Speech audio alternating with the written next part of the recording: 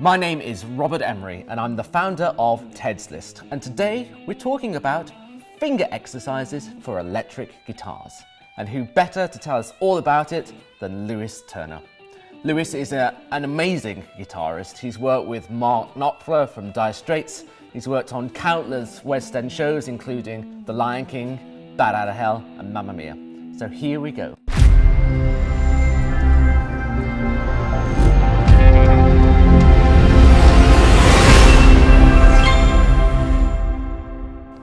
Hi guys, welcome to this video about finger exercises for guitar. So in this one I'm going to show you some on electric guitar, and this is aimed once again at our beginners.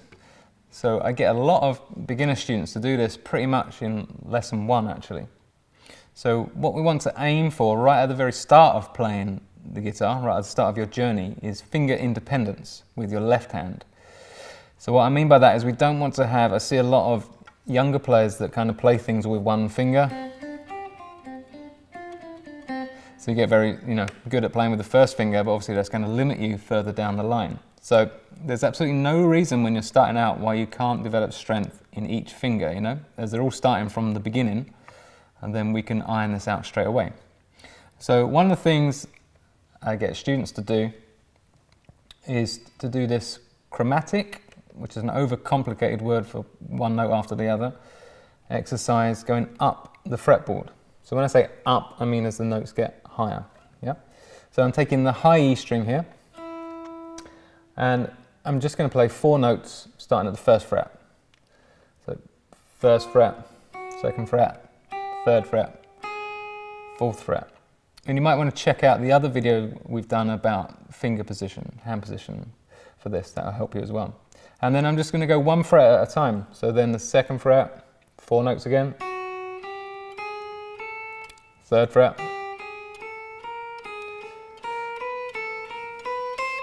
so on and so forth. So you're just traveling up the fretboard 1 fret at a time.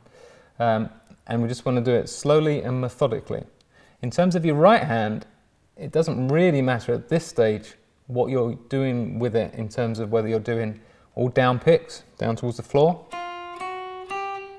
In fact, I would normally encourage that to begin with, or all up picks towards your face. Or if you've been playing for a while, you might want to start delving into the world of alternate picking, which is where we do down and up picks, one after the other. So down, up, down, up. And that's really good for developing between the 2-hand synchronization. So down, up.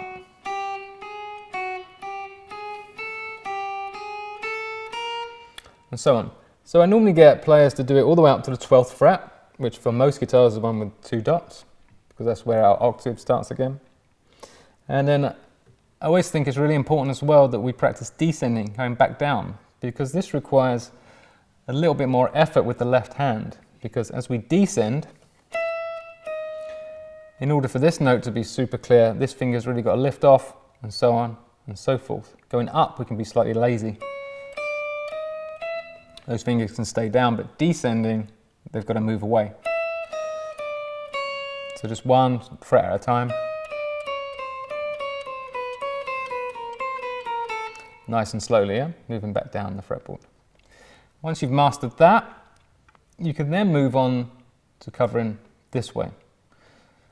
So again, super simple, just 4 notes on every string. So the same thing on the B string. G, D, A, and E. And what you'll notice is, the reason I do this is because as you come further this way, it requires you to arch your hand round. So the stretch is developing as you come this way, especially once you get to the lowest strings.